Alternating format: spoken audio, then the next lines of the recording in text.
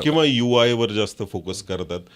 तो tester must understand what are the risk, right. म्हणजे एखादं फीचरमध्ये जर युजरचे एक्सपेक्टेशन या आहेत, functionality wise I have to first focus on whether functional part of it is working fine or not. बरोबर. You can change UI colors or positioning at any time. Correct. And those should be medium or I would say low priority task for testing.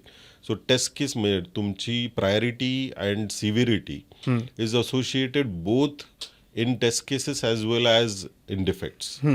So in test cases, you must make sure that you focus on high priority test cases first, which are functional and which are also risk based. की तुमचं functionality बरोबर चाललं नाही तर त्याचा impact तुमच्या युजरच्या नीड्सवर काय होईल, राईट.